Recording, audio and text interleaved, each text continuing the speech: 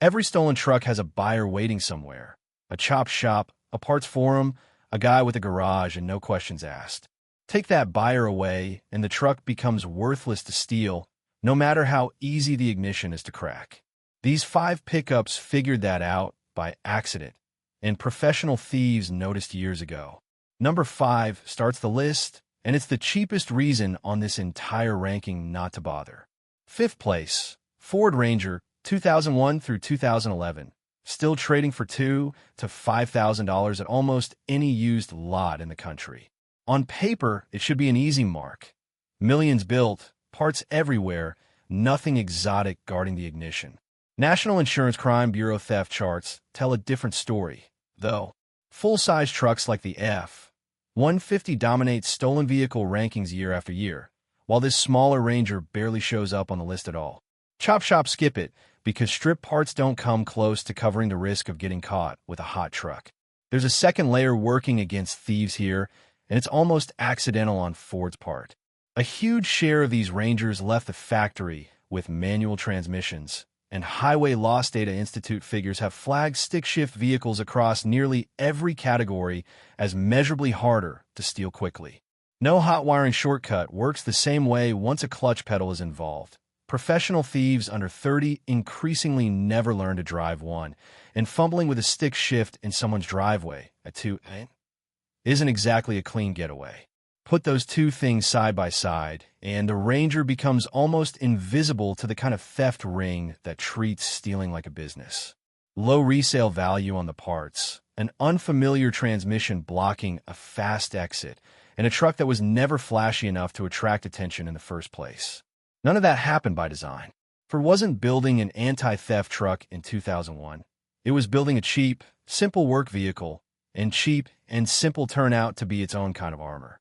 That armor gets tested differently with the next truck on this list, because the reasoning behind it has almost nothing to do with the transmission and almost everything to do with a parts market that simply never formed, a gap in demand that turns out to matter more than any lock ever could.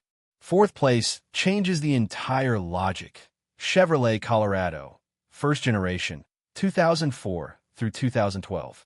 Decent power, mid-size body, nothing about it screams skip me the way a slow work truck might.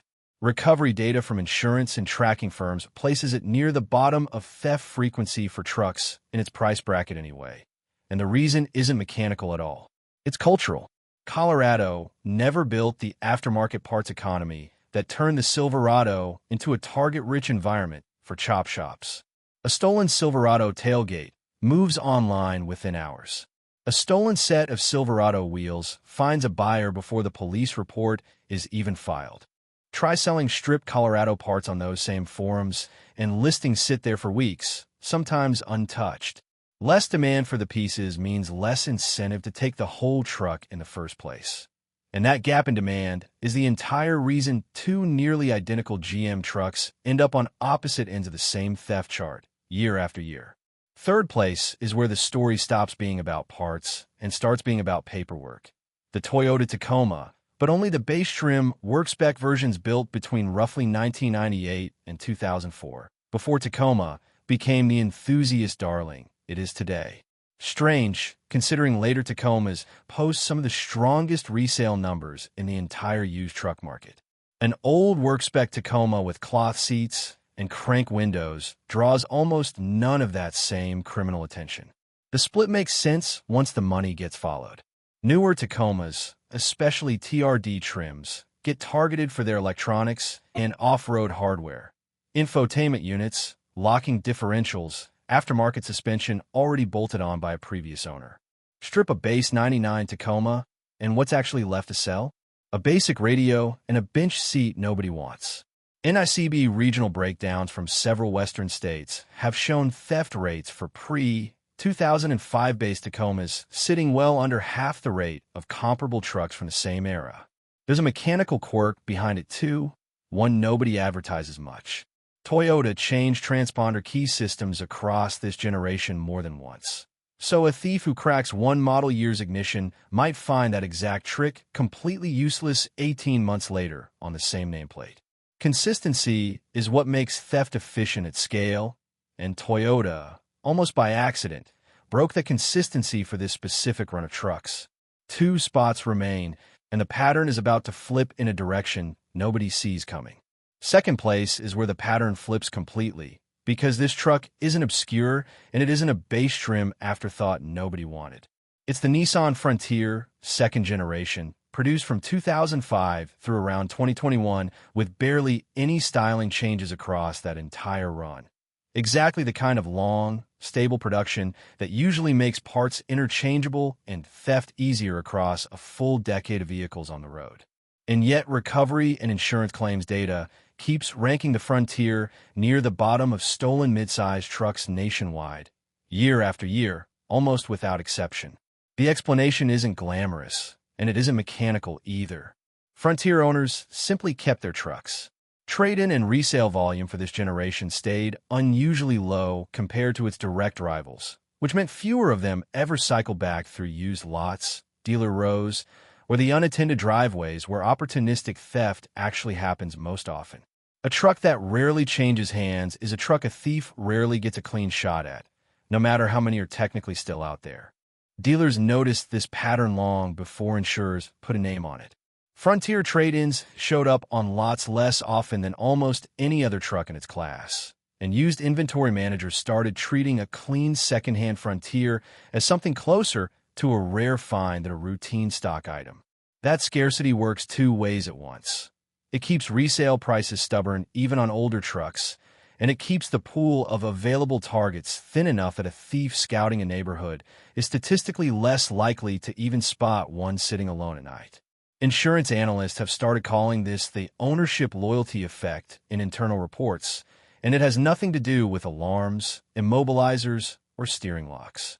It has everything to do with people simply refusing to sell, refusing long enough that a whole generation of trucks barely enters the secondhand market, where theft rings usually go shopping in the first place. There's a quieter detail buried in the recovery numbers too.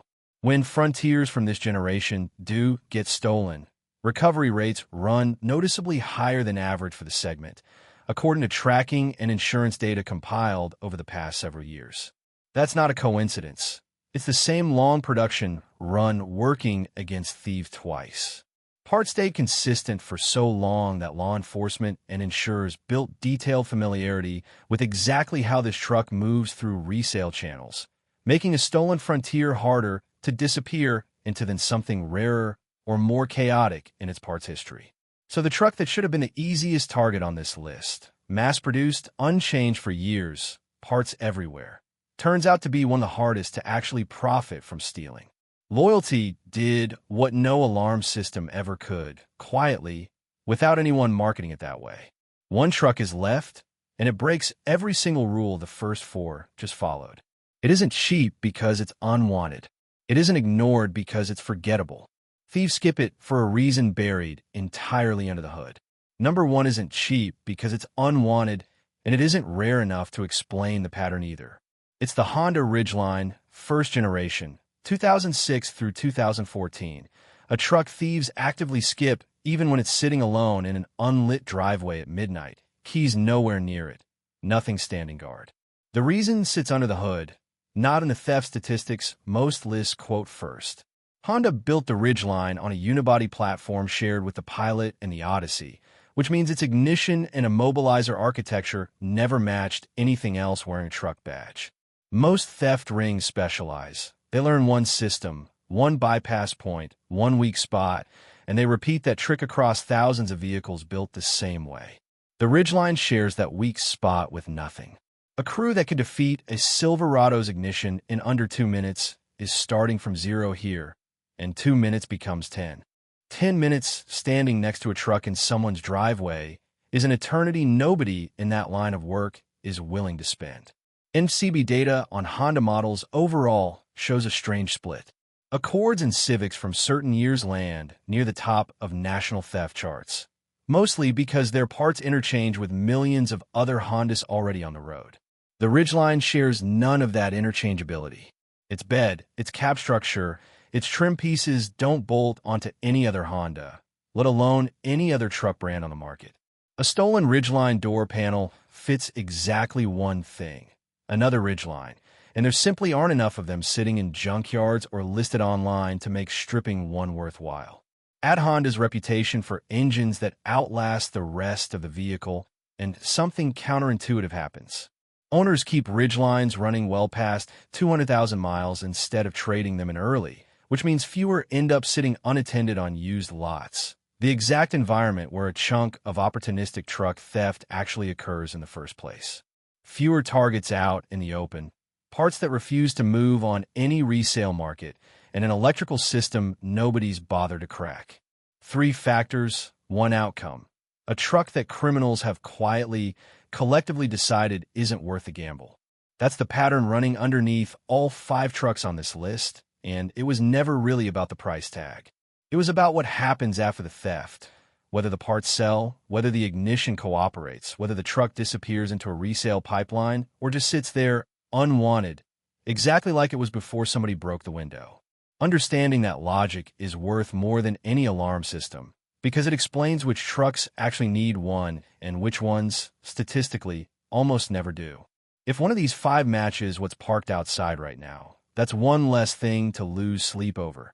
And if this kind of pattern, the one insurers track but rarely explain out loud, is useful, sticking around for the next one makes sense.